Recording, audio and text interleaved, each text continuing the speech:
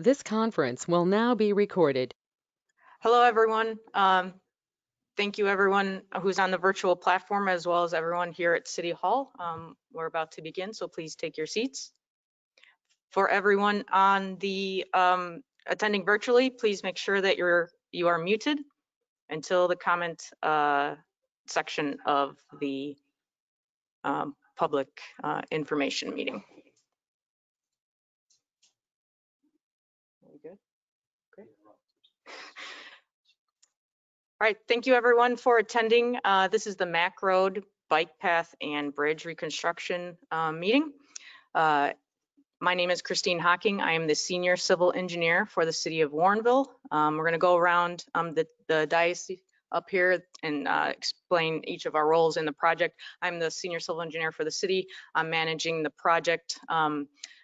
Typically, I help to manage all the capital improvement projects within the city. I've helped this project pretty much from the beginning of the project through the current stages as we are right now. I'd like to introduce Phil Kukler, our Deputy Public Works Director, to my right. Yep, I'm Phil. I'm in charge of Public Works, and I work closely with Christine on all of our capital improvement projects. And we've been working hand in hand on this one. The last time she's primarily been dealing with the engineering contract, but as we get closer to construction, that'll be where my role increases a little bit more. I'm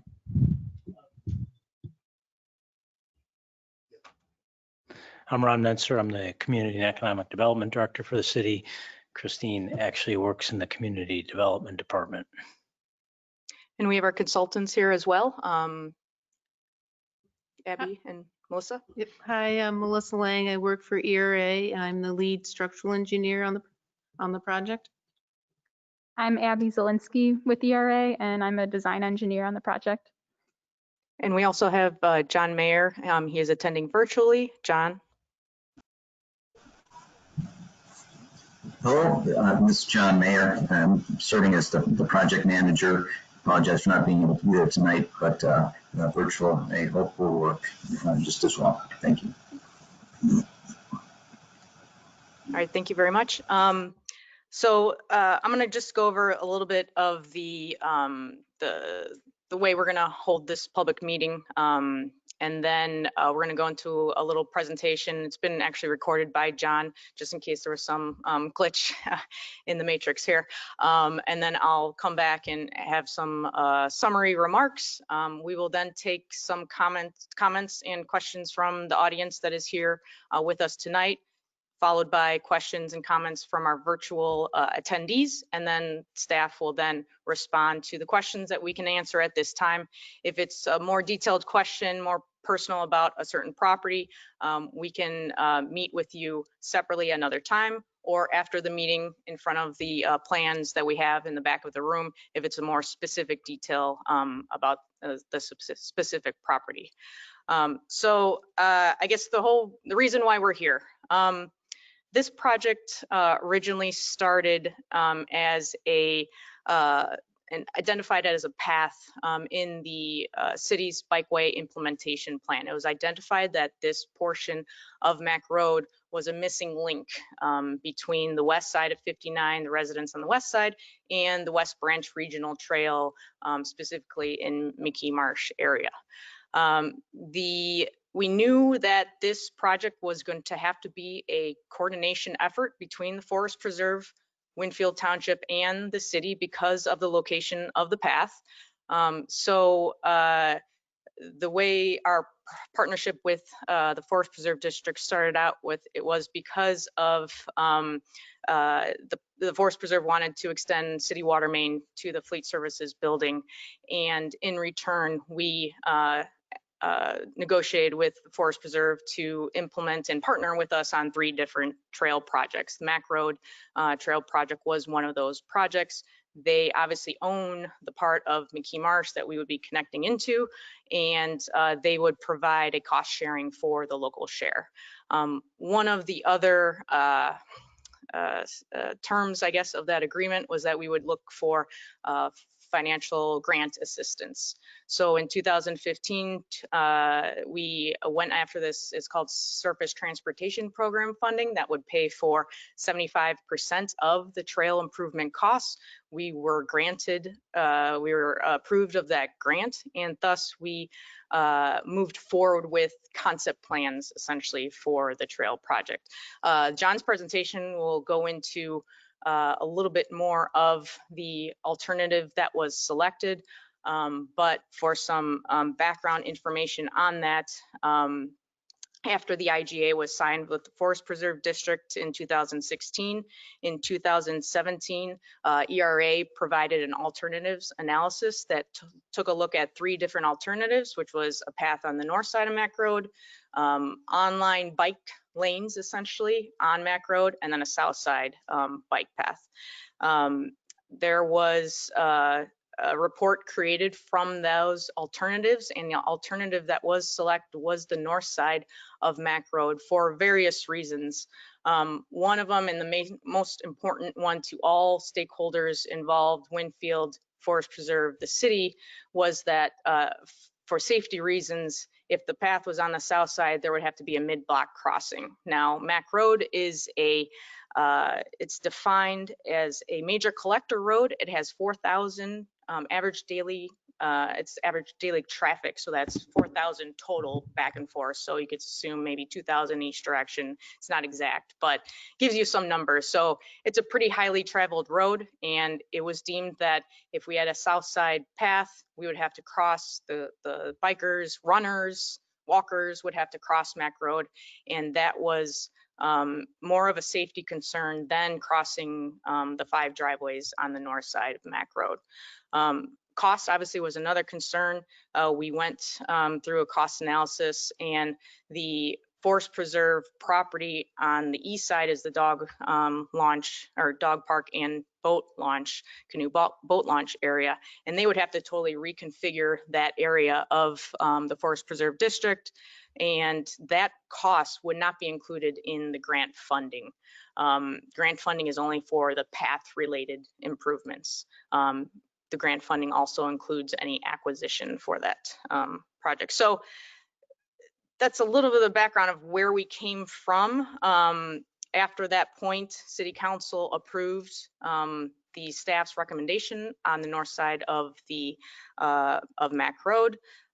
Forest Preserve and Winfield Township staff also submitted letters also agreeing with that alternative, and we went to a public information meeting. The majority of you guys were all there, and after that we came back to City Council, described the comments we had back from that public input meeting, and they approved an engineering contract for the preliminary phase of this project. So right now we're in that preliminary phase, and what has happened since then is that during the analysis of the preliminary engineering, it was brought to our attention that the bridge was deteriorating. So originally that was not part of the scope of the project. Originally it was just a trail improvement. We would add or widen to the existing bridge, and when we did that analysis of the bridge, we realized that it was deteriorated and needs to be replaced. So that's one reason why we're here, change of scope for the project, updating everyone that now this is a bridge reconstruction project and a path project altogether. Another reason why we're here is it's an IDOT requirement to have a public information meeting to talk about the updates to the project, this project scope, and then go into see if there's any comments or questions for everyone in the audience here and at home. We feel free to send any emails to myself or other city staff regarding comments about the project or what you hear tonight.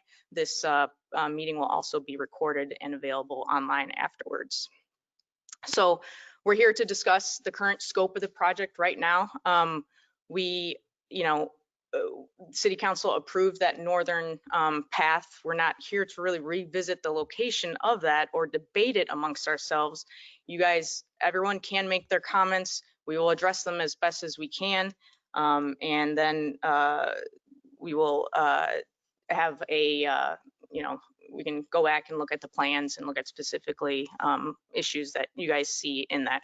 This is a very open, casual meeting. That's the format of it. We're here to work with you all. I mean, we want this project to happen as much as many other people as well, but we know that it could affect a lot of residents in the vicinity. So we want to make sure that we hear your voices as well, and we make sure that we address the concerns that you have on your property, or for everyone in the audience at home, concerns that they have as well. So not to belay my introduction here, but with that, we're gonna go through the engineering, I guess, analysis background. Like I said, IDOT requires this meeting. We have to go through all of the engineering analysis.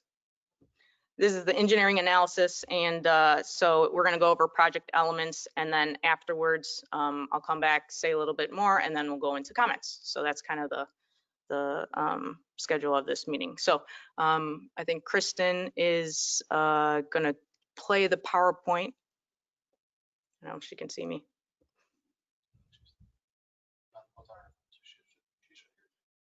Okay. Kristen, if you can play the PowerPoint.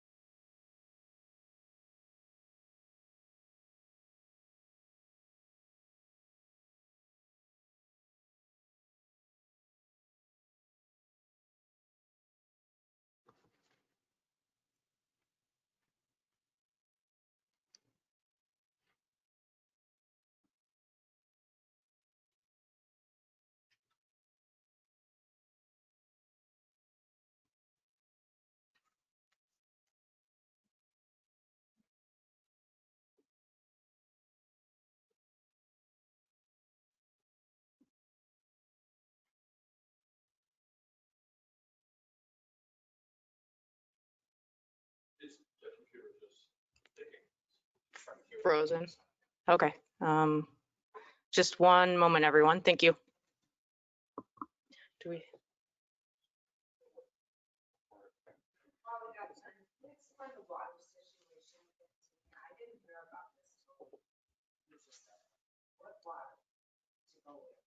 So we're going to cover that in our presentation. Drainage, project elements. Oh, sorry. The Forest Preserve Fleet maintenance building that was just built. I guess, so that's located north off of Mack Road, east of Williams? East of Williams, slightly. So that's where we allowed the Forest Preserve to extend water from essentially Iroquois Court and Williams Road north. This was done about 3 years ago, maybe already. About 3 years ago. It was extended on the west side of Williams Road, north to Mack Road to the Fleet building.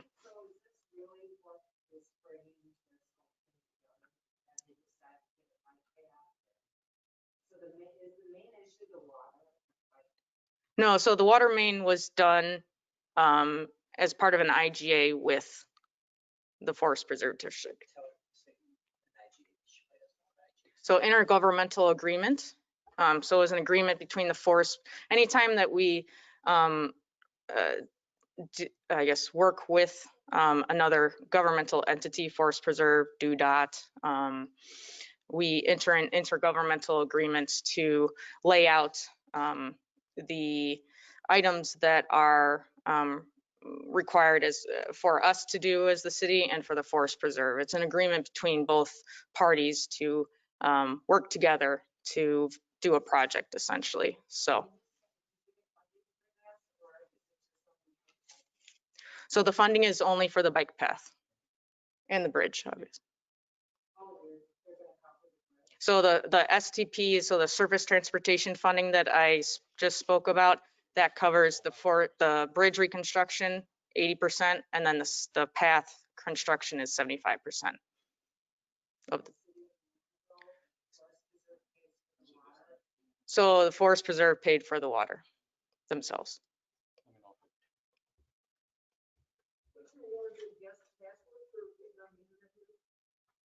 Yeah, I think it's on that, I can't see, the frame thing on the wall. I can't see it from here.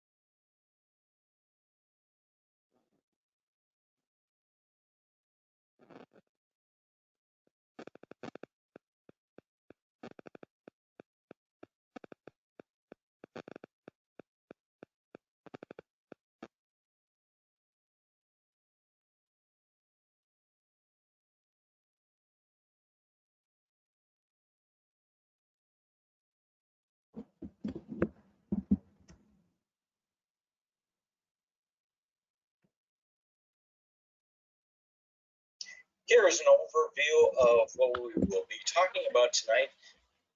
First, we'll address a little bit of the history of the project, look into the design, overview the different design elements associated with it, some of the other aspects related to the project and the impacts, such as right-of-way acquisition, various different environmental.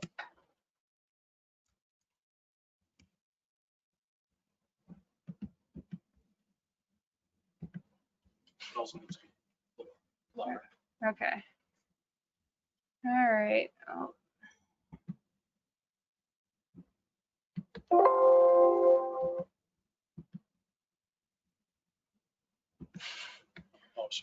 Okay.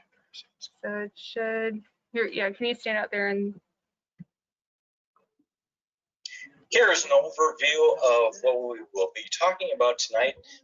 Yep, we can First, see we'll it now. address a little bit of the history of the project, look into the design, overview the different design elements associated with it, some of the other aspects related to the project and the impacts, such as right-of-way acquisition, various different environmental issues and concerns, how long we anticipate the project to take, and some of the funding sources and amounts related to the project. Again, as I had said, jot down questions, and there will be plenty of time afterwards where we can address. First off, the project start. Okay, and on your right, you can see the West Branch Regional Trail.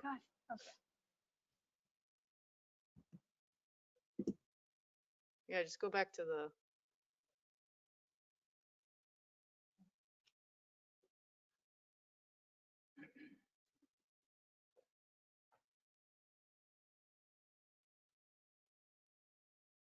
I think I started it too.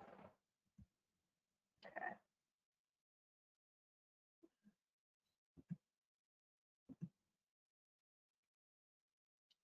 First off, Okay. okay, and on your right, you can see the West Branch Regional Trail in brown, the subdivision Fox Hollow on the west side of Route 59, and really just this section right in here along Mack Road is a great opportunity to connect the residential subdivision to the wide variety of trails available through the DuPage River network. However, here are some of the challenges associated with it. This is Mack Road looking eastbound near the dog park area with the McGee Preserve on the north side of the road. So you can see you got ditches on either side, narrow roadway, and really no opportunity for bicyclists or motorists to safely navigate through this area. And then continuing on further to the west up towards Illinois Route 59, you can see as well the shoulders are very limited. There's roadway ditches on both sides, and also there's a much steeper grade, which could be difficult for bikers going uphill, and the higher speeds for vehicles in this area coming down the hill.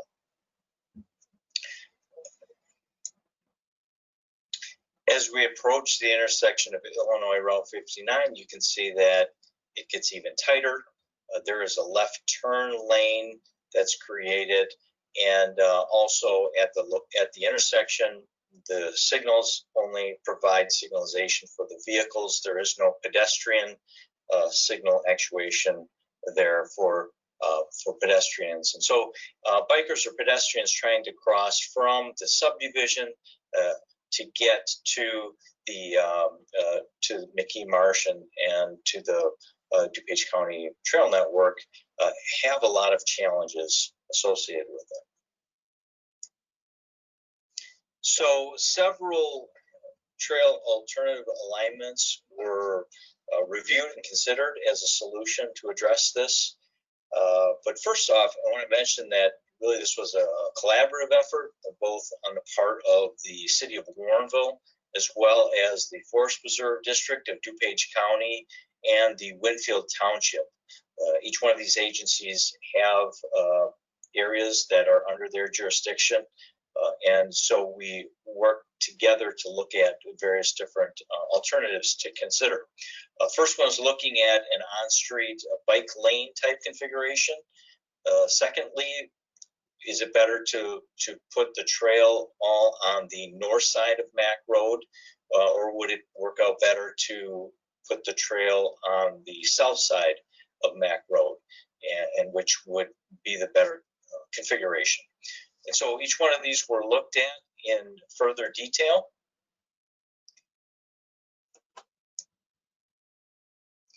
Okay, so the preferred alternative was based upon several considerations. First and foremost being safety. What is the safest alignment for the pedestrians, for the bicyclists, also for the vehicles in the area. Another aspect is because this is federally funded with STP funds, there is consideration for minimizing any type of recreational or open space. So any impacts associated with the forest preserve, with the dog park area would need to be minimized. And then also what seems to be the most cost-effective alternative to keep the project within budget. So after taking into consideration the factors described, the preferred alternative was the trail along the north side of Mack Road. Just to point out some aspects, one area of minimized impact is the high quality class 4 area for the Forest Preserve District. Keeping in mind that there will need to be some aspects with the conflicts at the drives for the residential areas and utilities that need to be addressed along the north side. This is for the west side of the trail. And on the east half of the project, one of the biggest advantages is the fact that there is no mid-block crossing, providing a much safer condition for the trail. And then also the area along the south side of Mack, where the parking lot is so tight for the dog park as well as for the boat launch, would not be impacted. And finally, the area that is located within the forest preserve is considered low quality, and that area here that's impacted it really is low quality, which is an overall benefit as well. And so for those reasons, the trail along the north side of Mack Road was considered to be the preferred. At the same time that was occurring, also the bridge was being reviewed, and the bridge condition was being inspected. Well, Melissa Lang, our structural engineer, will talk a little bit further about the condition of the bridge and what transpired at that point. Thank you, John. I'm going to talk briefly about the Mack Road Bridge. The Mack Road Bridge is a 4-span structure over the west branch of the DuPage River, built in 1954. The structure is nearing the end of its useful lifespan, which requires monthly inspections. Part of the deterioration of the bridge is caused by flooding and the low clearance of the structure. The existing structure is going to be replaced as part of the trail project, with construction anticipated in 2023. The new bridge is a 3-span structure with a bike path on the north side and a raise in the vertical profile to allow 1 foot of clearance from the 30-year storm. The new project will also include aesthetic concrete parapet walls similar to Williams Road and Warrenville Road Bridge. I'm going to turn this back over to John to talk further about the project. Thanks, Melissa. And so at this point, we're just going to touch upon some of the design elements of the project, looking at the profile of the road, also looking at the cross sections, and I'll explain a little bit more in detail what that involves, looking more in focusing in on the trail, and then some of the work on the far west end. So with that, let's first take a look at the profile of the road. Okay, so let's take a look at the bridge and roadway profile. To get oriented, the The aerial view is a top-down look at the bridge with the roadway on either side. The lower image is a 90-degree view of that. So if you're standing in the water looking at the bridge, this is more or less an image of what you would see. Some things to highlight, I do want to point out that the scale for the horizontal is different than the scale for the vertical. The vertical is more exaggerated, so you have an idea of what's going on. The red line is the center line of the roadway profile. So this area right through here is the proposed center line, and the solid black area is the existing center line. As you can see, the overall area of the roadway and the bridge is significantly higher than the existing. The reason for this is twofold. One, it allows more water to flow underneath the bridge. And then secondly, in the areas where the roadway dips down, as you can see to the left, during high flood events in the past, that area would flood and prevent vehicular traffic from being able to use Mack Road. So by raising the profile of the roadway, that will eliminate that condition from occurring and significantly reduce the amount of potential flooding along Mack Road.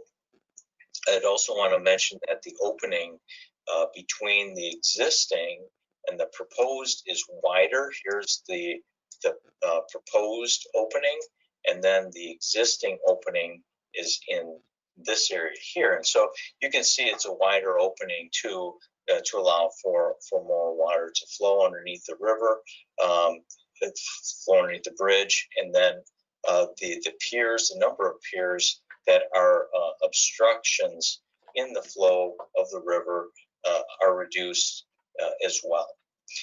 So for those reasons, significant improvement in the type of bridge, the design of the bridge, and again, elimination of the potential for flooding with the raise in the roadway profile. Okay, now we're going to take a look at a cross section. These are typical cross sections for given areas along Mack Road, and how you would view a cross section. Just kind of let me cut this view. If this area here was sliced and you were looking at it straight on, the image to your right is what you would end up seeing. And so in this area here, the majority of the work is being done on the north side of Mack Road. It is planned to install a curb along the north side of the road. At that point, then there would be an additional 6 feet of parkway provided to serve as a buffer of protection between the travel lanes and the bike trail. There would be a 10-foot asphalt trail, and then the drainage associated with the runoff that would be north of Black Road would be managed in a ditch along that section. The runoff from the road itself would be handled and managed through the curb and gutter.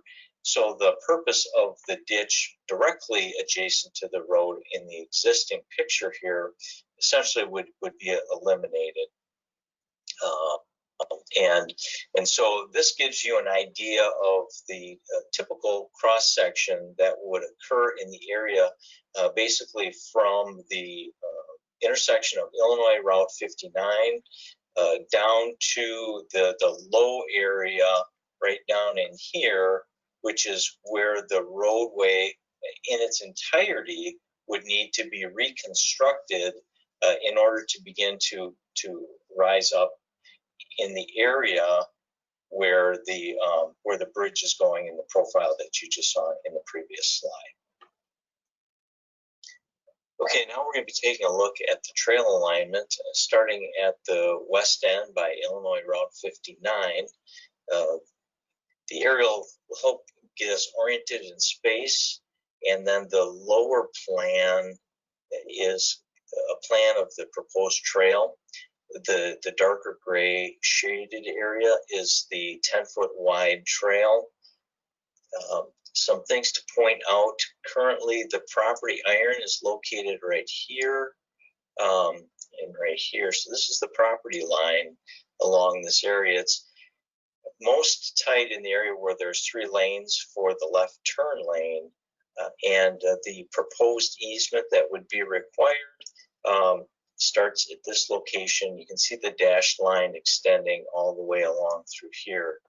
And so that is the anticipated easement required for the installation of the trail, as well as the drainage just north of the trail.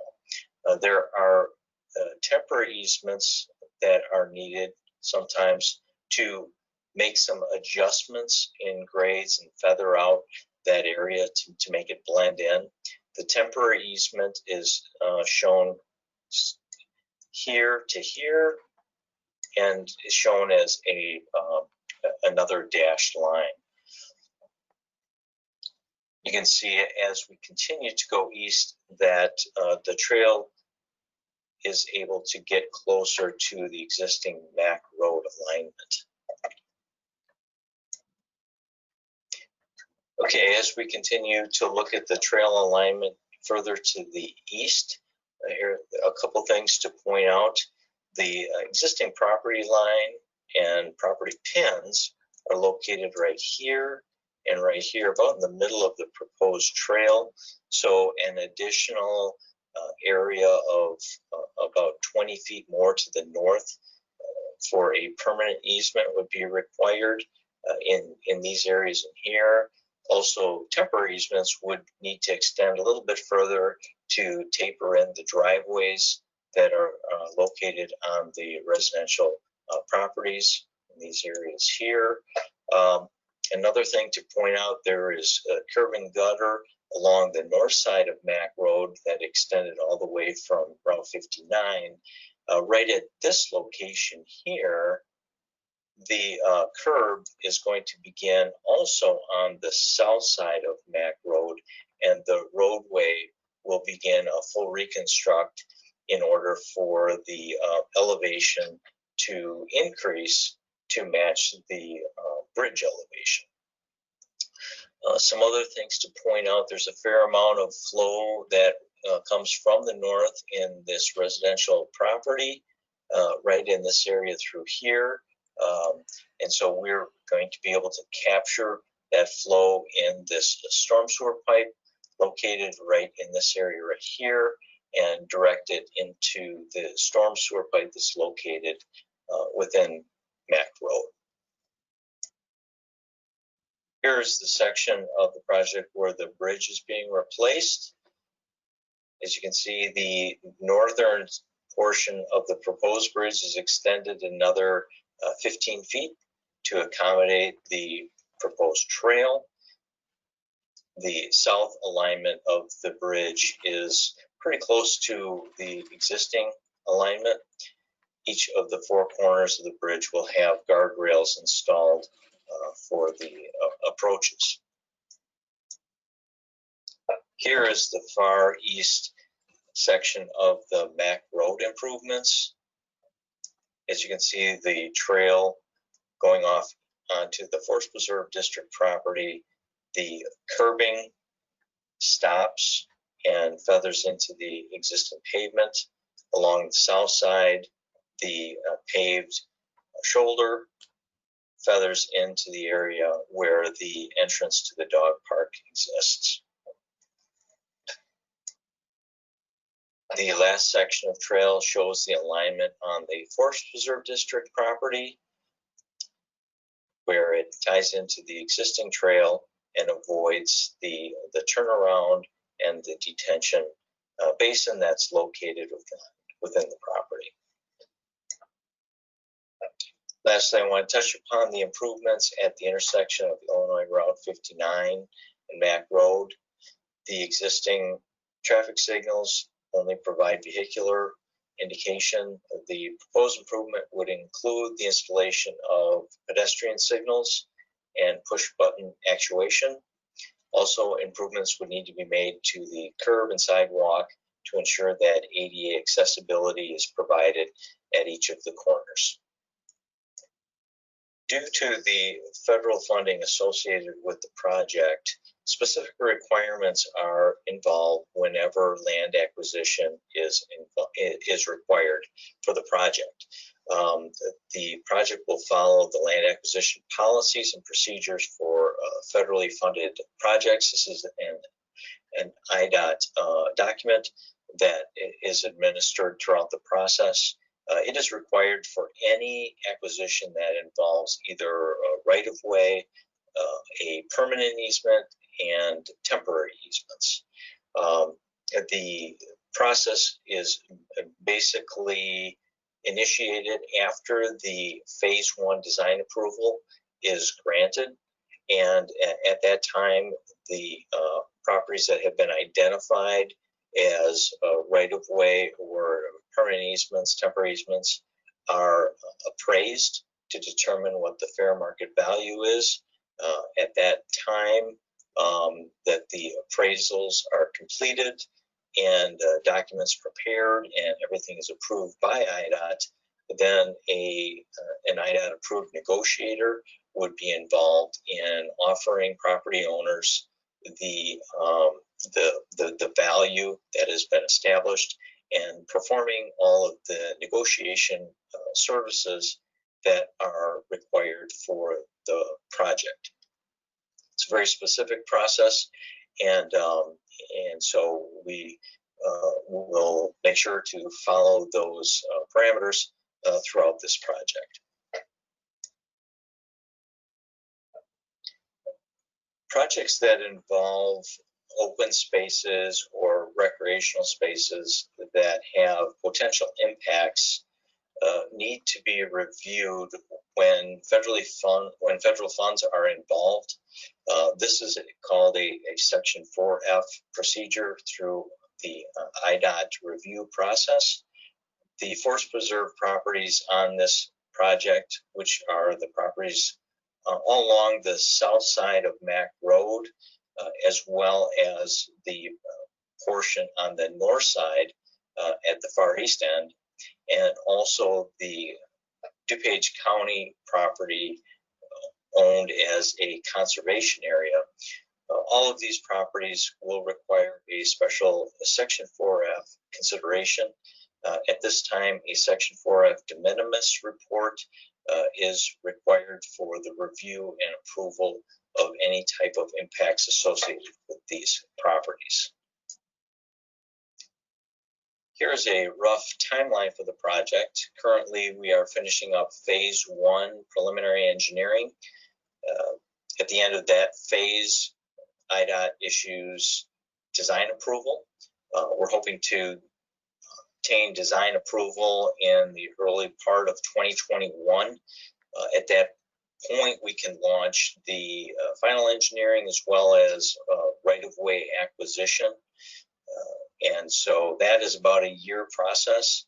So we'd be looking at a letting date advertising for bids going through that process towards the end of 2022. So construction realistically would begin at the end of 2022 and into 2023. There may be some utility relocation work done prior to that, but roughly that's the timeline that we'd be looking at for this project.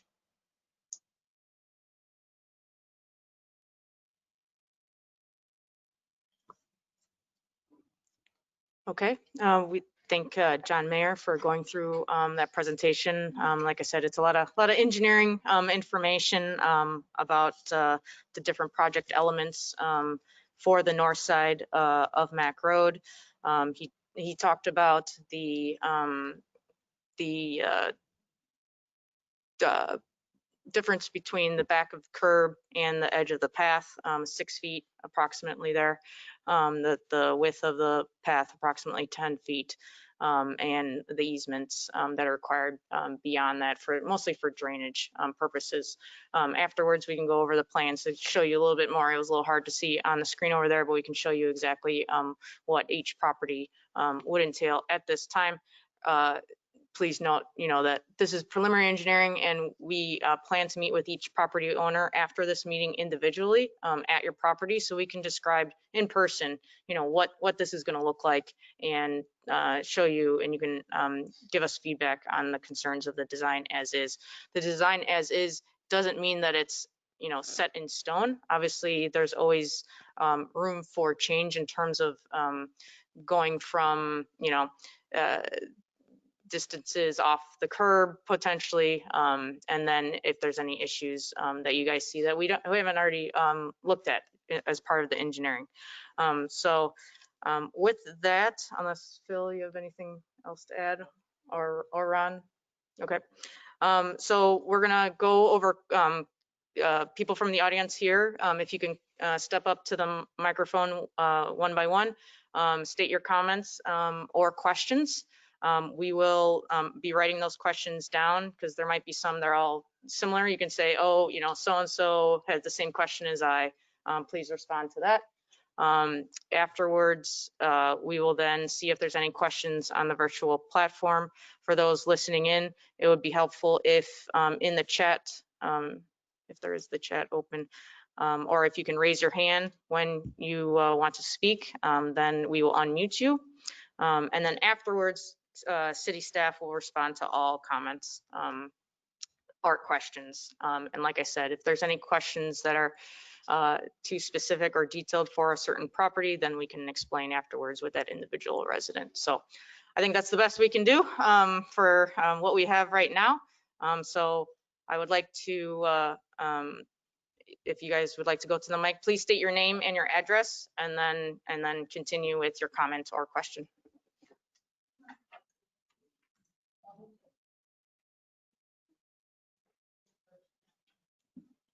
Okay.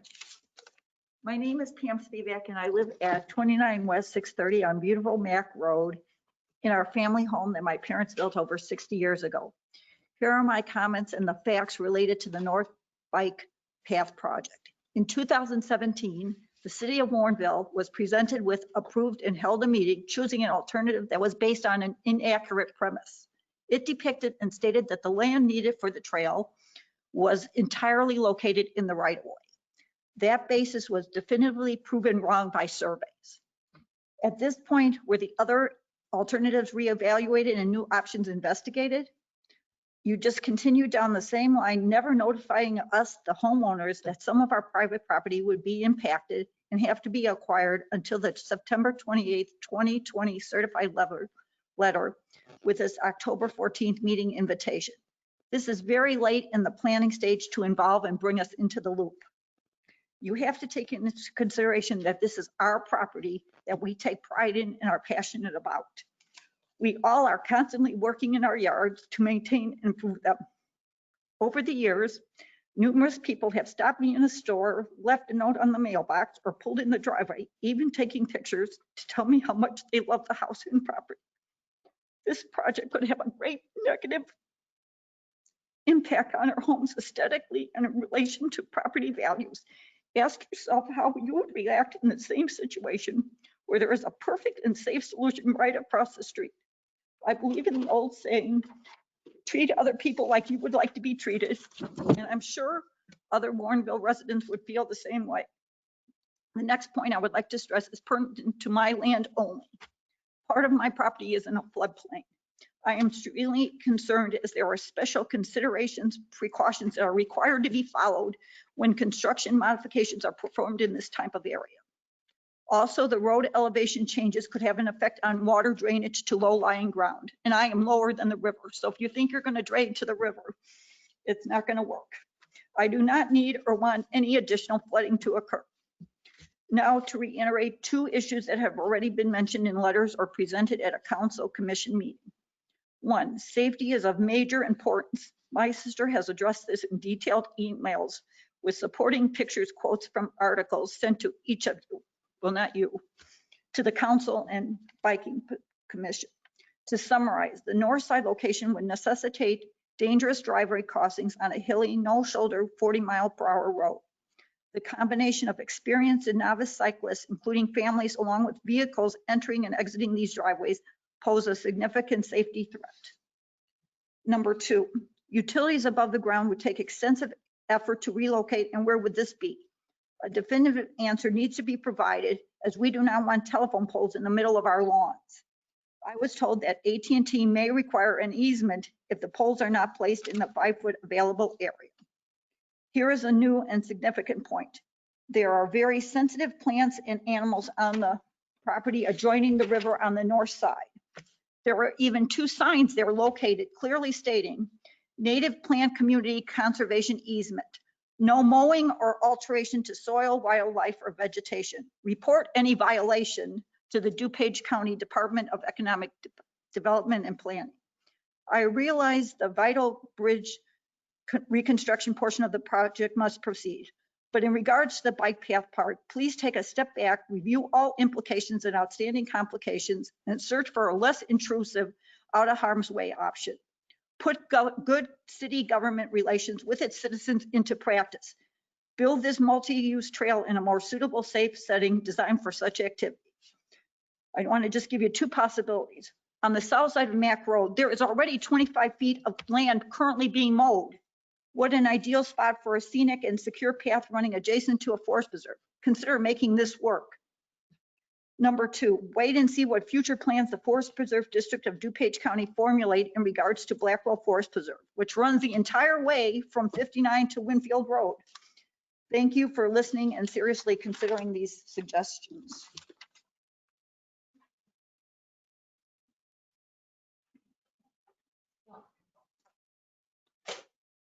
I don't have anything written.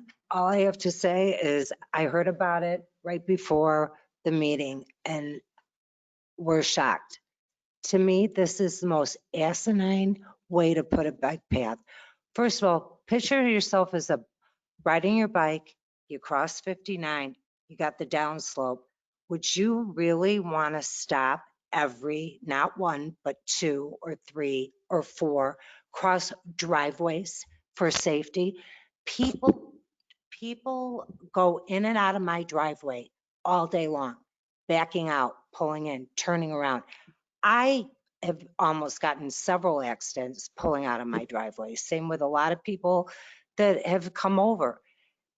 Or would you rather cross 59, stay on the south side of Mack Road, see that downslope, cruise down till you come to a blinking sign to cross over to McGee Marsh? This is crazy. Think about it. It is nuts. You're going to destroy our property value, especially Alice and Jim.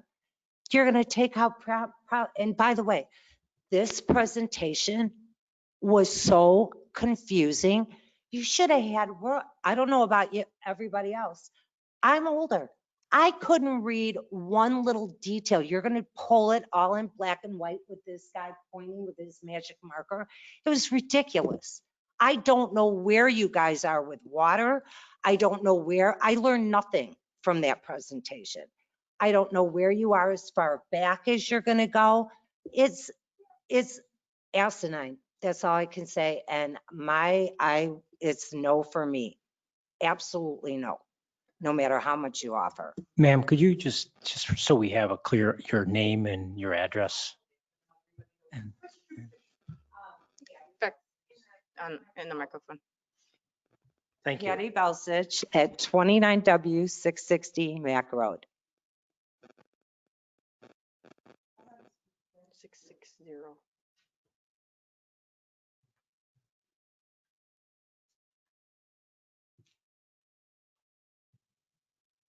Thank you.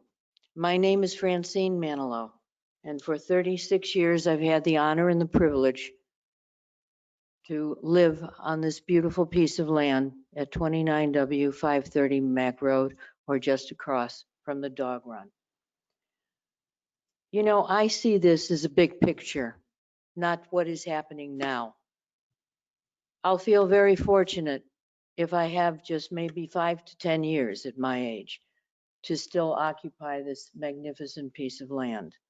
So just as I did from the beginning, 36 plus years ago, to the very day, I said to myself, I am so fortunate. After raised in the heart of Chicago on a third floor walk-up apartment building on the west side of Chicago, where I was actually born in my grandparents' house, I so appreciate this land that I promised myself that by the time I would leave it, it would be better than how I found it. So I'm not looking, you know that old saying, not in my backyard. I'm not looking at that. I'm not saying here and now. I'm saying for the future. And I don't think, from what I know, I am terribly upset with this path as you have it. Now, I also recognize that you can't fight coming from the city of Chicago. I know you can't fight City Hall, and you have to compromise wherever you can. A friend of mine, because we spent a great deal of time with the Forest Preserve and their maintenance base, what she said to me was so true. She said, well, we didn't win the war, but we won some battles. And if that's the way it has to be, winning some battles, let's go for it. Now, you know, with all due respect to engineers, it's black and white. But when it comes to people, the human factor, that's what it's really all about. So let's just talk about why am I so upset? Because I know moving forward, and I look forward to change. I love change. I love new things. What do I find so troubling? First of all, I do believe with all my heart that the path should be on the south side of the street. As far as safety goes, for 36 years, I've gone to the mailbox across the street. I look both ways, and knock on wood, I haven't had any accidents. Relative to the south side of the street, please make a record that if the dog run, which is wonderful, I'm thrilled to see that, would cost money to simply move the entranceway maybe to the side or whatever it is, let it be made record. I will be more than happy to contribute towards the cost of moving the dog run. Let's talk about the bicyclists. We all know, and you have to be blind not to know how dangerous because of the hills and the speed. And I have to admit to you that sometimes I love to speed and make that turn into my driveway because there's usually somebody tailing me in back and I can't slow down. Let's talk about the bike lanes for a moment. Let's talk about people and bike lanes. Safety. Well, you know those serious, and I love talking about this, the serious bicyclists, the ones who shave their legs, and the ones that have those tight outfits. Now, those guys come around my driveway anytime. You're welcome. Seriously. That's supposed to be a joke, by the way. Just let's add a little humor to this very upsetting occasion for some of us. So safety, you know, it's your responsibility to look. Those bicyclists, the serious ones, the ones with the skinny tires. Now, I used to have one and I would always ride down Lakeshore Drive. But you know darn well they want pavement and they're not going to go onto the path. So let's forget about that.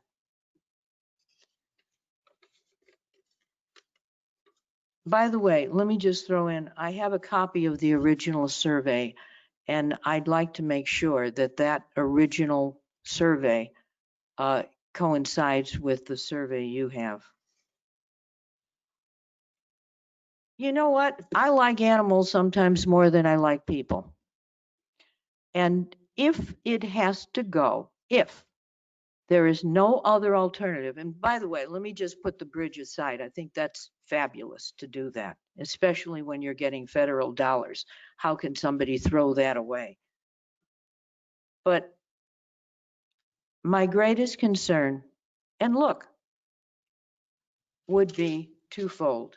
Number one, I wish they had it, but it would be a tragedy to make the path that close to my property. And let me tell you why. It's not my property, but right there is an area that nobody can get into. You can't get into it through my side for my property, and you can't get into it from 59 unless you have a machete and can claw your way through. This is where for 36 years I have seen the deer cross. This is where they sleep. Now, we've already seen the forest preserve take away so much of that land for their maintenance base. And I must say they've done a very good job in camouflaging it. But to make an additional path right through that area would be an absolute tragedy for animals that have used that spot to sleep in at night. And I have verified it time and time again. Just on the way here, just as I was approaching Mack Road from my driveway, what did I see? I saw a coyote come right across from that very land. And now something just occurred to me while sitting and listening here.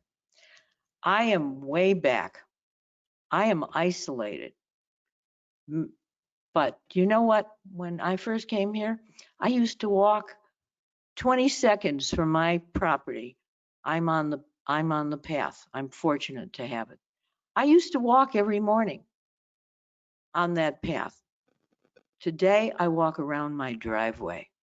Why? Because it's too dangerous. Myself, as a female, alone, those days of walking alone in a bridle path in a forest preserve, they're gone. Now, do you know the gangs that come through there, especially the 4th of July? We have, you talk about change, you are making my property so vulnerable to people of questionable reason for coming in. Access, very easy access to my home. But even set that aside, I'm begging you, if to do two things. Number one, do everything possible to allow us to join you to see what can be done. Again, let's revisit the south side, number one. And number two, if you have no other choice and all else fails and you have to go to the north side, I'm begging you, please take that walkway, that sidewalk, whatever you want to call it, just like you did on Batavia Road, and bring it all the way down to where the path starts to go into the forest preserve. That way, you're not killing any more forest preserve land, and you're saving you're saving the area where the deer sleep. Again, let me make this very clear. As far as myself, I don't care one way or another, because again, it has no effect on me. The time limit of my time limit is very short based on what we want to see for future generations. So this is a big deal of what you're going to do today and how it will affect people for tomorrow. Please keep that in mind. I'm not here because I'm worried about my property. I'm here because I love and appreciate the land that I'm so blessed to occupy, because the fact of life is none of us own where we live. We just get to use it. So with that viewpoint, I'm pleading with you to consider the human factor and consider the animals. This is their land, not ours. Thank you.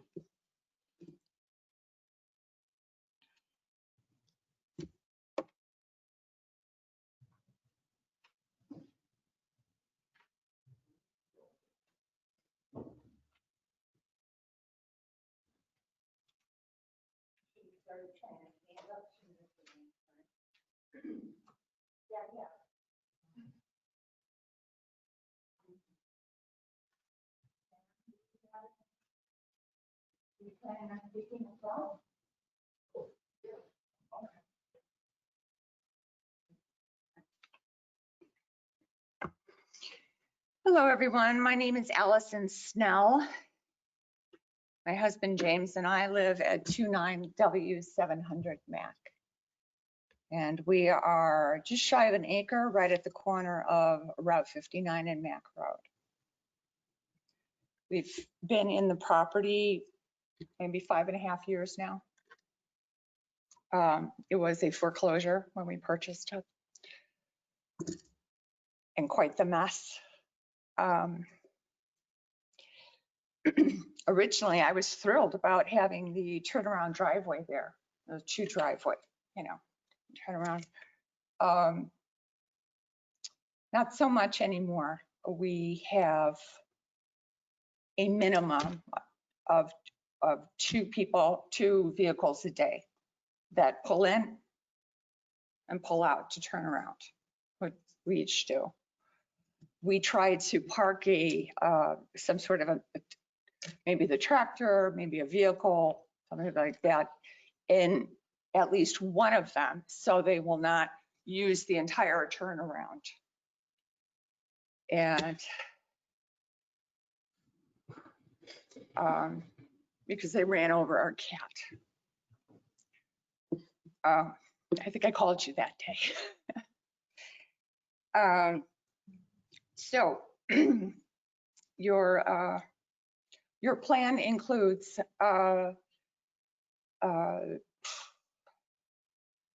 using the right of way and using the area and the easement there along Mack Road, and then reestablishing the 2 driveways.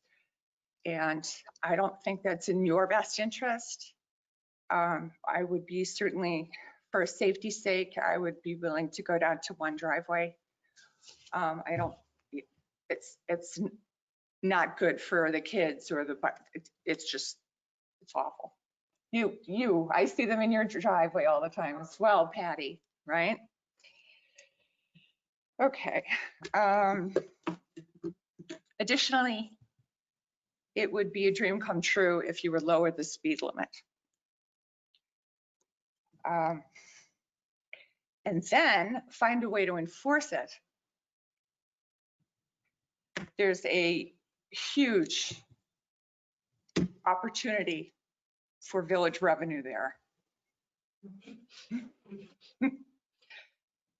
Mack Road, when I was searching for a property to develop, I got turned around actually where I was, and I turned off Winfield onto Mack Road, and I feel like I was so taken with the beauty and how straight it was and the canopy of trees and all of that. But I get that it's a straight run and they just love to open it up on there. So that would be awesome if we could lower that speed limit. I did think of having a speed bump there, but I thought that would be even louder, you know, with them going over that. So it is quite loud at that intersection. Part of it's my fault because I've taken all of the buckthorn and much of the honeysuckle off of the forest's edge there, trying to take any invasive species out of there. And particularly in the winter, it's really loud. The images that you had of my property were probably just after I purchased it. And I have since added 60 yards of soil and material along Mack Road's edge, along with mulch, and developed it. I'm sure your engineers, your surveyors will take that into account. I often will look out into the yard and hear somebody bent over shooting a line, and I've gotten to speak with the archaeologists that came to visit. I used to be an archaeologist as well. And the U of I botanists and the etymologists looking for the thorny such and such. I said thorny ass bumblebee, but what is it really? What bumblebee are they looking for? Rusty patch, not thorny. But so that's it, I guess. I just want it to be done, you know. You know, there is one more thing. Right along there, we have we've got these gorgeous oak trees on our property, hundreds of years old, and there is one of them that will be impacted by this by this project, and I get that, and that's fine. Even when developers hand dig along the drip line of a oak tree, it still is likely to fail. Now, ComEd has already come through and raped and pillaged that tree, and that's, you know, that's okay. But I was thinking, instead of just taking it down and taking it out, there are other areas in the country that have taken the trunk down to about 12 feet off the ground and turned it into a free library. I had to take a similar oak tree down in further north on my property, and I had it cut into that same fashion so I could practice to see if that's something that we could do, you know, something delightful with a roof and lights and maybe a couple of steps up. I'd be happy to maintain it. So now that is really it. Thank you. Thank you.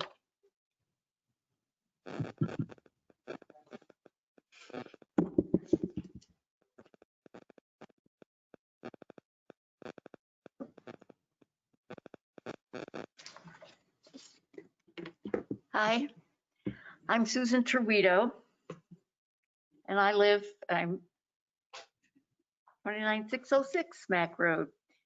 And since we've moved in the house a few years ago, we've been putting in more plants. We've got plants along the front. We have natural area things putting on our slope in front of our house. We've got milkweed for the monarch butterflies. We've got butterfly plants. We've been putting in all kinds of natural things.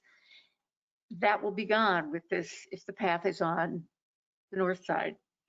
I personally, as a runner and biker, think the path would be better on this south side. It would be uninterrupted. It would be much more useful if it's on the south side of the road, and it can go across and can meet it'll get to the forest preserve. We can cross, but yes, it's much more enjoyable not to be running on other people's front yards. I used to run 100 miles a week. I was a fast runner, 100 miles a week, and I always avoided running in front of people's houses. I was running to get away from houses. I was running to enjoy nature. So I personally think that the south side, even just for that reason, would be much more enjoyable. And I especially don't like that it would be having the trail on the north side would be taking away so much part of our yard that where I've been putting in our natural plants. So I don't know, I do not like the idea of the path on the north side, just interrupting our whole yard, our whole life. It's a mess.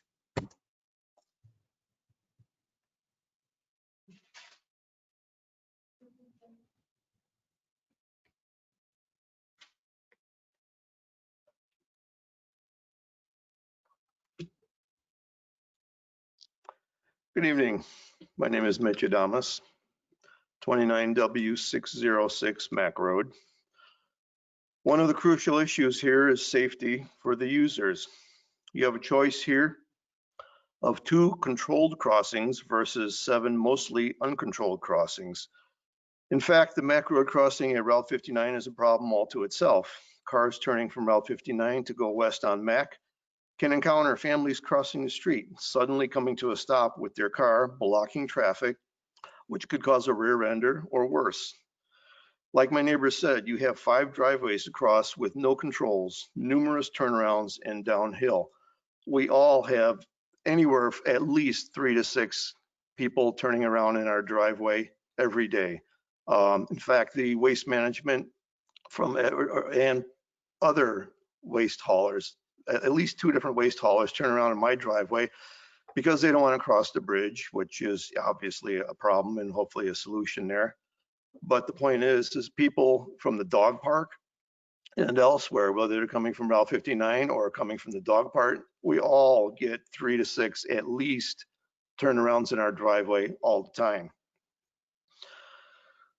The alternative is 1 cross at Route 59 when traffic is stopped at a red light, and another cross at Mack Road with control lights, just like Batavia and Williams Road. I have frequently witnessed that crossing in action and it is very effective. It's crazy to cross all these unsecured roadways and paths. You mentioned a paved path, and I've been on 2 wheels on pavement with wet leaves. It is an experience that I never want to happen again. Again, I mentioned the downhill. A crushed limestone path with no obstructions in the woods has better traction and happy riders. Aesthetics, no contest. Extremely intrusive, literally right in front of homeowners, especially Pam over there. I mean, have you been there? Have you seen how crazy close the path is to her garage and her property? Not to mention the incredible amount of effort that she has made with the landscaping. So aesthetically speaking, there's no contest. It's either that or you travel through the woods on a pleasant ride through the woods, no obstructions. You could make it a crushed limestone path, which has far better traction than a paved path. Utilities, 1 gas line versus multiple easements. Have you inquired if NICOR would allow a crushed limestone trail within their right of way? A non-permanent structure would be easy for them to access with their pipelines if they ever had to do any repairs, and they could easily patch it right back up. I bet you the cost would be minimal and they would have no objection. Limestone is also compatible with the local ecology. Putting a limestone path in the forest reserve is standard operating procedure. Another issue of good concern, valid concern, is the floristic quality. The Class 4 designation refers to the whole of the woodland area. Locally speaking, plant surveys can be done, a route can be devised to minimize the impact, and a mitigation plan drawn up. If you utilize the existing mowed area, like they said, 25 feet, it could be improved beyond the current pasture grasses, Virginia creeper, and poison ivy. That's basically the ecology of that mowed area. You could easily improve the overall grade, ecologically speaking, of the entire site by doing a little bit of mitigation along with the project. I would be happy to help with the floristic surveys and a route selection. I have 40 years of experience with ecosystem restoration. I led the Fermi Prairie Restoration Project for a number of years and have volunteer recognition awards from 3 different park districts. I know what the woods is over there. I've been in it frequently. I know what it's like. I know where the green dragons live, and it is nowhere near the project area. The area closest to the road is something that could easily be built upon, improved upon. Another mentioned issue, cost effectiveness. How cost effective is it to compensate for the loss of property and the damage to our property values? My comments were, I was expecting the Forest Preserve District to be here tonight, so pardon me if my comments are largely directed to the Forest Preserve District, but it applies to the whole project as a whole. Here's an idea. Is it possible that, well, for the Forest Preserve District, that you might reevaluate the master plan and include a connection from St. James Farm to Route 59, a complete unbroken stretch all on the south side? The city, if you were to be willing to wait for a little bit of while and cooperate with the Forest Preserve District, maybe it would fit in with the overall master plan and you would have an incredibly workable and viable path all the way from Route 59 to St. James Farm. That would be connecting up the people on the west side of Route 59 to all Forest Preserve properties from Blackwell to St. James Farm to Herrick Lake, etc. That'd be a wonderful idea. I feel like there's more options here. If you made the effort, you could be a little bit more creative. And this path alignment right here, right now, if you didn't want to cross in the middle of Mack Road in the mid block, take it a little farther east, go past Williams Road with the normal standard crossings, take it out to the existing blinking light, which is actually quite a failure. That thing hasn't worked for years and had basically been non-functional.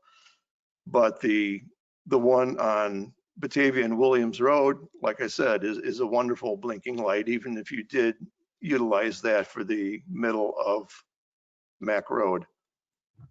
Like I said, 2 controlled crossings versus 7 mostly uncontrolled crossings. The plan, I heard no mention of the landscaping or the ecological value of our properties. We have mature trees, rare species. Like I said, I've been doing restoration.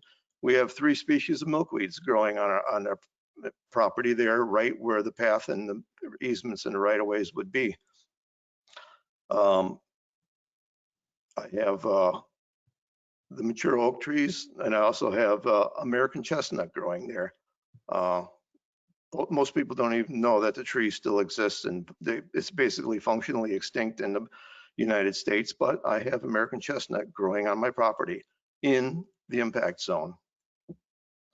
The cost to relocate the utilities, much cost to relocate the utilities on our side versus none to practically none on the south side, to either avoid the gas line or even possibly pave with a limestone crush trail right over it. You would have to talk to Nicor Gas and see what their feelings are about that.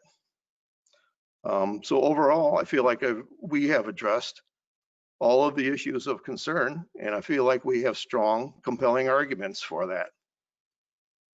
So we would like you to consider and to give us some information and let us know what's going on. Appreciate your time.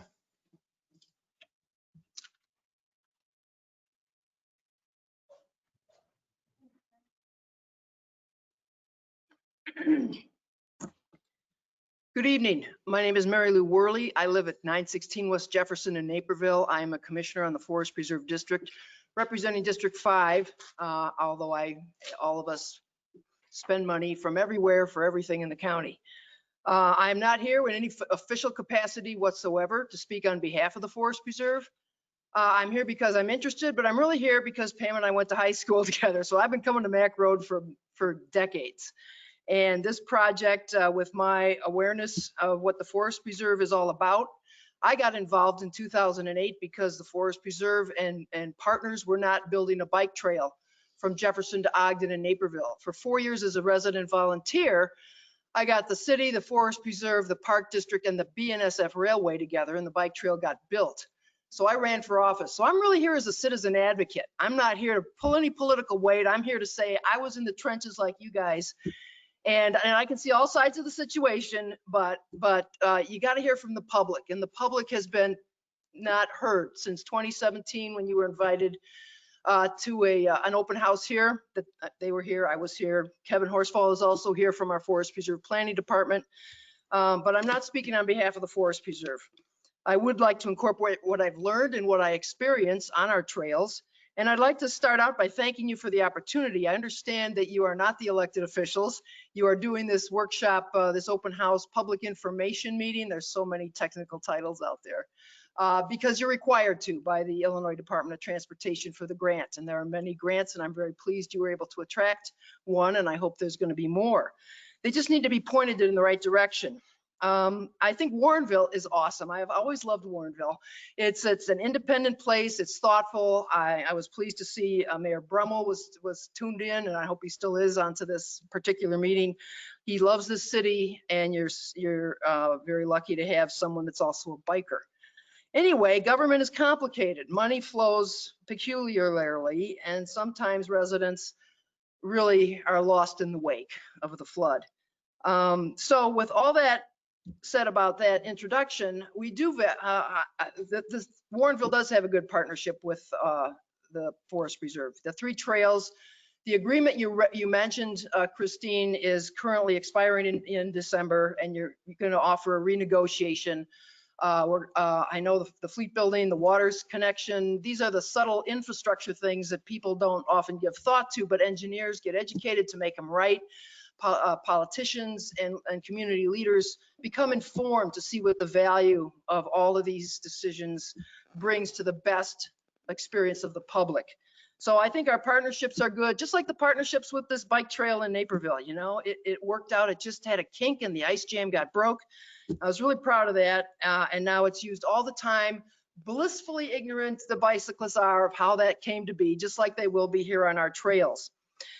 Something to bring up, particular that one of the speakers did, we just recently approved, and you've probably seen the construction going on with that little bike trail link from St. James Farm to Winfield Road. And during our meeting, it did come up like, yeah, but then where do they go? And I did bike over to the Pam's house on Mack Road, and I had to get off at Blackwell and get onto the Winfield Road, where the DuPage County has put a limestone trail, which wasn't in terrible good shape. But you just let them know. You use Citizen Reporter and let the government agencies know where they can fix something, and they do.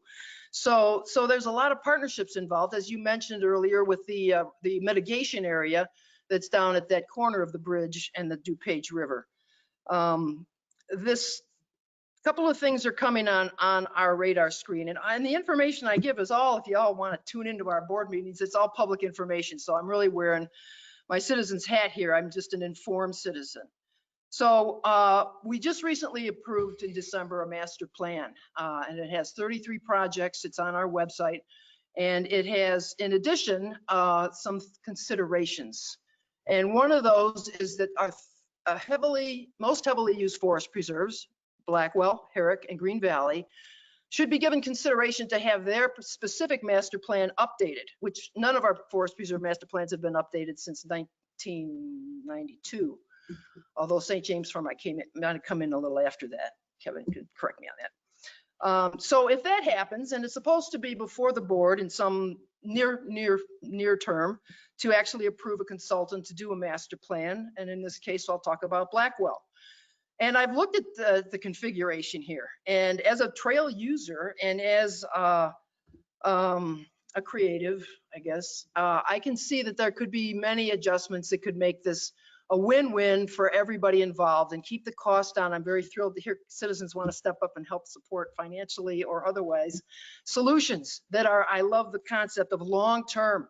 We are here so briefly, And the properties that have been given to us or at bargain sales by benevolent people of the past that are now forest preserves, that's why we have 12% of our 336 square miles of DuPage County, 12% is forest preserve.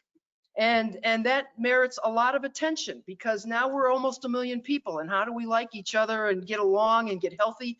Especially during a pandemic, everybody is discovering the forest preserves. I cannot believe how many people are on the trails and are learning trail etiquette, some better than others. But you're right, those bicyclists that really are out for the long haul run, they're not going to use the trail at all, even if it's there. They're going to be on the roads. So we have this kind of bubbling in the background, this possibility of a master plan being looked at for Blackwell Forest Preserve, which includes the McKee Marsh. I was surprised to go on our website and find that the McKee Marsh, you can't find it on a place to visit. You got to recognize that it's part of Blackwell. So, and it's beautiful. You guys have just some incredible territory here. And I must admire your bridges. I love the bridge you put over there on Warrenville Road and then on Williams with the planters and the lamps. There's really been a lot of thought that goes into your blending your urban environment with nature. And I think that's wonderful. I want to also mention, I won't get into the details because you all know the details, and this process is going to take everybody where it takes everybody. When the Forest Preserve did issue from our executive director a letter, which you can say is in support, but the letter really said it was a preferred location. And that was back before, back whenever that letter was dated, maybe 2017. That was before we knew what we knew. I mean, when we came here in 2017 in October and you had these plans, it wasn't on anybody's mind that there'd be land acquisition, easements, potential condemnation. The Forest Preserve during my term has made it harder to condemn property. It used to take 5 votes, now it takes 6. And I don't think that there'd be an appetite to enable any other agency to condemn. But that's not our call. This is all in Warrenville's jurisdiction now. And I know you're all doing the best you can.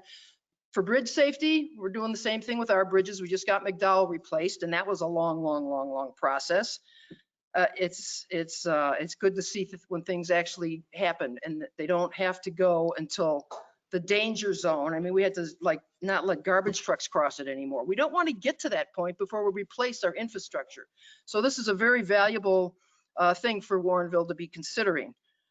In terms of the Section 4F of de minimis, that does have to come before the Forest Preserve Board. I have no idea when or how that will be received. And I know you're meeting with the county, I think tomorrow, to talk about their mitigation area and what does that mean? Because they have specific requirements that land can't be, damaged. So I'm here to be part of the conversation, hopefully as an informed person, as someone who wants to see things work, as someone who wants to especially respect citizens. And I know there are trails that can go within 5 feet of someone's door. And I know people that have the trail in other parts of the county and they'll put an air pump out, at their driveway to help people that are driving, riding their bikes, pump up their tires. It is a very different situation on Mack Road with the topography, with the river being there, the dog park, and especially the floodplain that goes right into Pam's garage, which I totally agree that presentation. You must get someone better to do your presentations. But in any case, I think we're all putting our best feet forward at this point in time to recognize what should be done, what can be done, and how we can do it together. Thank you.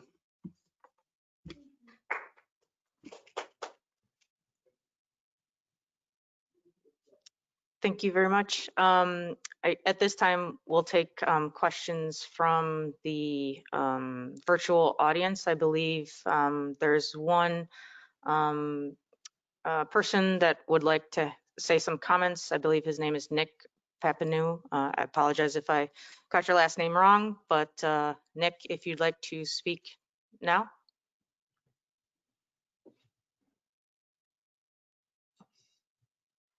Does she know? He's muted. Oh, I think she's.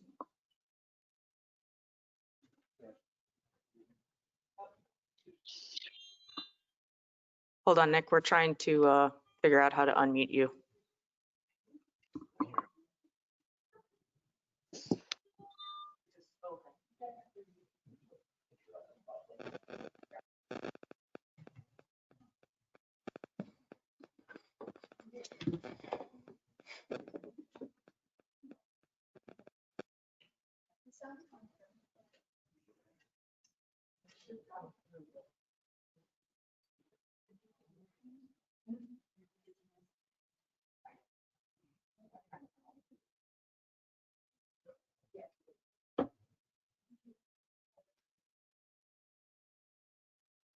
Did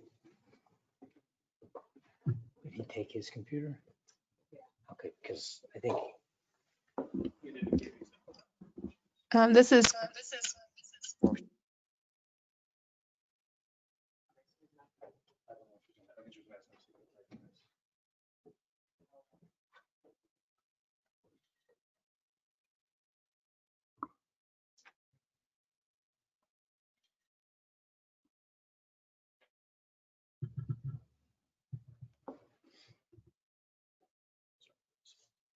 Sure.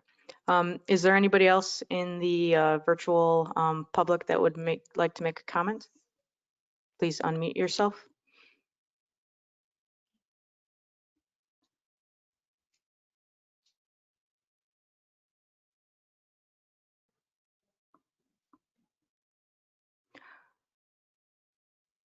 So it looks like James Snell has a question. He said that there was a possibility of extending potentially if there was a possibility of extending city water main across Route 59 to the residents on Mack Road, and the status of that. And then now Nick is back. Nick, would you like to speak?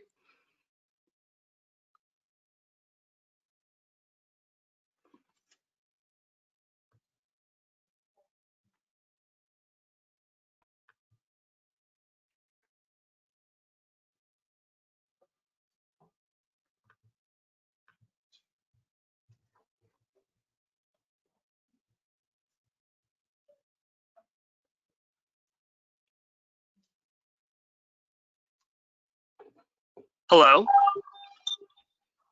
Yes, we can hear you. Sorry. Right there at the end of when the Forest Preserve person was talking, my internet started going buggy. So my name is Nick Papanaugh, and I live at 2S020 Essex Lane in the Fox Hollow subdivision. And we have lived here for the past 2 years. And I just want to speak on some of the safety concerns regarding runners. And I'm not a professional biker like the tights wearing kind that was mentioned before, but I do use that as a route to go to McKee Marsh. And I just want to say that some of the safety issues I feel like could be addressed in some alternative ways. In terms of just signage, like I've been to Colorado and seen how bike friendly it is. Mack Road is not bike friendly, even in the simplest terms at this point. There is one tiny sign that says that it's bike friendly, but other than that, there's no markings on the road. There is no additional signage down Mack Road as you're traveling down it. And I feel like some simple measures could be taken to mitigate some of that safety risk to people that are serious. I also want to mention the corner of Mack Road and 59 in terms of safety. If you're trying to get people to cross that road, that light is frequently run by people when I've been in my car, when I've been biking, when I've been running, and like especially semis tend to be the worst ones just due to slowing down. And the risk factor for that alone is enough to make me question some of the times that I go out there, and definitely make it not family friendly, even with a bike path added, unless there are some measures for accountability for that traffic or additional safety precautions just for that intersection alone to cross. Because it is run frequently, probably 50% of the time I'm at that light in some capacity, it is run by someone. So if we're trying to figure out how to connect Fox Hollow to that area, there need to be some additional steps taken. I also agree that people pulling into driveways is a safety risk, not just to the people that live in that neighborhood that were mentioned, but also due to people that are on that road for biking and running. People do whip in there as I'm running along the side off into the ditch area. And like as I'm crossing the road, they'll whip in there, and it's not the people that live on in those houses. It is people just trying to quick do turnarounds and stuff like that. And that risk is still going to exist with the expansion of that path on the north side. And so I think the south side would probably make more families and people that want to use that path safer. And in terms of the crossings that were mentioned, I think one of those light crossings that connect the dog park to the McKee Marsh parking area would be helpful too, because as a runner, I go in on the grass path that is before the driveway because I don't want to risk being out on Mack Road too long. And people cross that all the time with their dogs anyway, as it is. And it's still a safety issue. And the trees are not kept up well enough to see oncoming traffic. And there are points where I can't even run in the ditch because the trees are so overgrown that it forces me to run on Mack Road. And sometimes blindly without peeking my head, and even peeking my head around some of those trees, it's in the line of traffic. So I think there are a lot of very basic safety things that are cost effective that can make this more manageable, including just extending shoulders on the side of the road and adding bike friendly signage and on the road as well that could save money, hopefully, and maybe connect down to that St. James area as well for people that want to use that for exercise and then safely get over for cars to pass. Not that they will, but just hopefully they would. And then, sorry, I did cut out during the Forest Preserve presentation, but I have my graduate degree in conservation studies as well, and I am concerned that not a whole lot of environmental impact information was given. I don't know specifically what species, like the gentleman that lives close by, but the Urban Streams Research Center does a lot of great work, and I'm not sure if they're doing work with that was mentioned, and to what capacity, and that fact that the DuPage area does have Blanding's turtles. They do travel up to 1,400 meters during different times of the year, and was that considered during this expansion, and will that impact them at all? It's a state endangered species for sure. So that's all I have. Thank you. Thank you, Nick, for your comments. Is there anyone else in the virtual environment that would like to speak?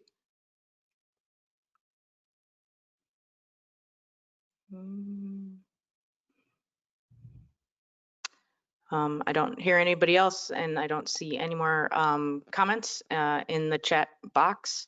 I guess at this time, I guess staff, we've been taking down some notes, questions. I guess we can respond to some while we're up here, and then we'll break out into individual groups and go over the plans, et cetera. You know, I appreciate obviously all of you for coming and stating your comments, your questions, your concerns. Know that as staff, it's not an easy choice. I mean, you have to decide between affecting residents or affecting forest preserve. It's definitely not an easy choice. We have to look at all aspects: safety, cost, utilities, obviously acquisition. The city has never condemned private property before. So if it gets to that point, which obviously the city doesn't want to do, city council will have to make a decision at that point. Landscaping wasn't mentioned in the plans. However, it is part of the engineering plans. It happens during final engineering. We will work with individual residents on what landscaping you want to try to save, what you would want to see anew, moved, screenings, if noise is an issue. That all gets worked out. Usually during final engineering, you don't see it on the preliminary plans at this point. But that's discussions that we have with the residents. Safety obviously is a concern for everyone virtually and in person. We have staff and Winfield and the Forest Preserve have looked at the report that was created by our consultant, and we came to the conclusion that the north side is a safer route because the mid-block crossing leads up to potentially issues with pedestrians not stopping to cross or bikers not stopping to cross.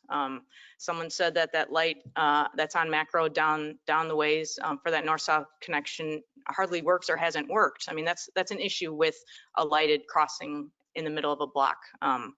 And so the fact that if you have it on the south side to cross over, you would be going against traffic that's going, 40 miles an hour, probably more than that, 10 plus, 15 plus over that.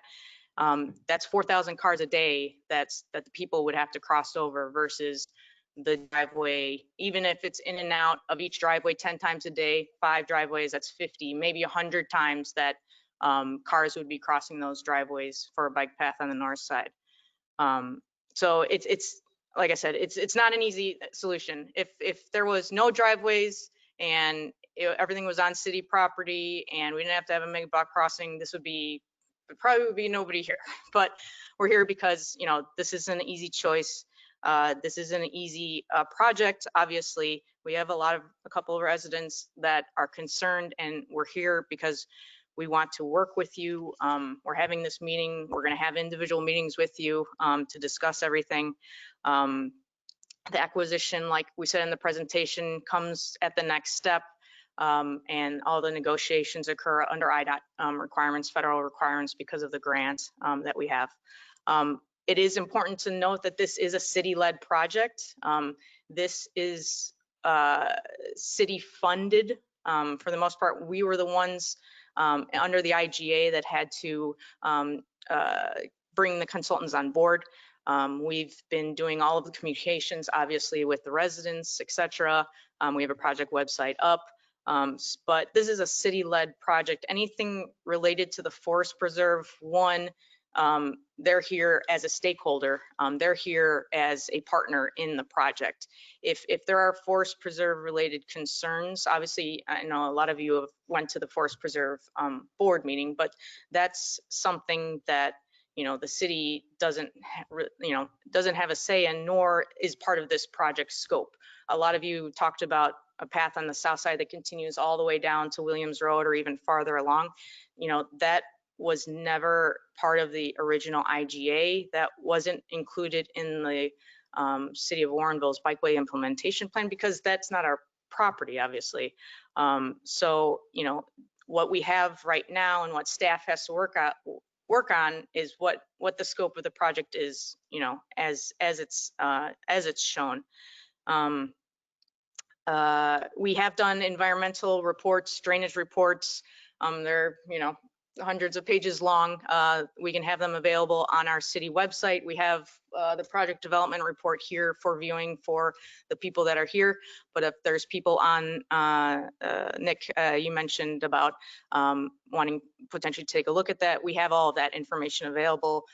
Anytime a project like this is done that's affecting floodplain, wetlands, comp storage, drainage, we have to go through all of the proper channels. It includes DuPage County permit sign off, Army Corps sign off, obviously City of Warrenville. We have to go through Winfield Township Road District because we're affecting their road on the east side, as well as obviously the Forest Preserve. So there's a lot of entities that are involved with the review of this type of project, obviously IDOT because of the type of funding. Let's see, in terms of the traffic signal at 59 and Mack, I know that there will be push button pedestrian signals located at that traffic signal, as well as pavement markings. In other locations in Warrenville, we have added like a no turn, on red type of signs or other signage that would help try and direct traffic on when they should turn or when they can turn. Signage obviously can be added if needed under the IDOT requirements, or even up and above. We could work with the residents and see what would be the proper signage along the bike path, at driveways, etc. But like I said, all that comes when we talk with you guys individually. We don't know exactly what each of you want until we meet with you individually, and this is the first step to going into that next step. Let's see. I think with that, I've covered a little bit of everything. Phil, I don't know if there was anything else, or Ron, if you had anything else to add that I missed. No, I wanted to expand a little bit on the city limits end on the south side of Mack Road and the east side of the bridge. So anything within the Forest Preserve District property on the south side is outside the city of Warrenville. Anything going east of the bridge is outside the city of Warrenville. So now you're dealing with Winfield Township, unincorporated DuPage County, the Forest Preserve District properties. And if the path ends up on the south side of the road, the only part of it would potentially be in the city right away would be that where it crosses the bridge. Otherwise, it effectively becomes a Forest Preserve District project. We'd risk losing grant funding by putting it on that property because I don't think that the Forest Preserve would be able to sign off on the 4F document that IDOT would require. So then we wouldn't be able to use our federal dollars for that. So it makes the project more expensive for the city, even if the city was going to contribute to that. The project, in talking to Kevin, I don't think the Forest Preserve District has any money except for what's part of this project, the way it's scoped right now, proposed to be budgeted in the future. You'd be tripling the length of the path to take it east of Williams Road to get it to the path that runs through Blackwell. And that's all Forest Preserve dollars, which again, they don't have budget. I can't speak for them and what their plans might be and that type of stuff, but I'm not aware of any plans to extend a path down that way, and that hasn't been discussed with the city at all at this point. And again, that would get to being a Forest Preserve District project versus a city project. So again, we're working on a city-led project within the city of Warrenville, which is, within the city right away on Mack Road, or the residents on the north side of Mack Road that are city residents. And that's really about all I have to add for Christine. Do you have anything, Ron? I don't have anything specific technically related to the comments. I just offer a couple of comments based on what I heard tonight. First off, I truly appreciate it. I can tell and I understand how emotional this can be for people that are involved, directly impacted. In my role here at the city, I've sat through a lot of emotional public hearings and public meetings in 26 years. And I commend you for the way you conducted yourself, the way you provided clear input, provided recommendations and suggestions, and identified issues and concerns that we should continue to consider and evaluate to the best of our ability. What I want to leave you with is, I think, fortunately, I'm biased. I have worked here for a long time. The city of Warrenville staff and elected officials are really committed to doing good projects. I mean, nothing's going to happen here that's just going to be slam bam and your concerns and issues aren't going to be considered and ignored, or they're not going to be ignored. On top of that, you only have to look around what's happened in the city of Warrenville, city-led projects, and in the Forest Preserve District. It's obvious that the Forest Preserve District as well really cares about the type of projects they do, trying to do the best they can, given all the competing expectations and sometimes conflicting demands that are put on both the city and the Forest Preserve. So I would leave you with, regardless of where the path goes from here on forward, we're going to do our best to listen to you openly, objectively, and we're going to continue to work closely with the Forest Preserve. We have I believe, a great working relationship with the Forest Preserve District, one that we can build on. And I think between the city and the Forest Preserve District, and to a lesser extent, Winfield Township, whatever project happens, if a project happens, it'll be the best project we can try to make given all the competing constraints.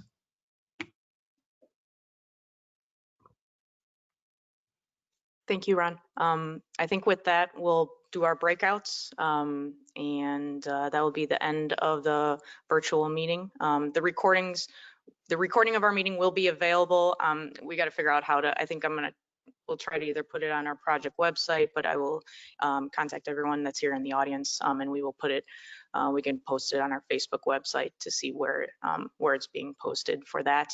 Again, if there's any further comments after this meeting, you can feel free to email myself or Phil regarding the project. And I obviously thank you guys for coming in. Thank you everyone on the virtual platform for listening in to the public information meeting for Mack Road.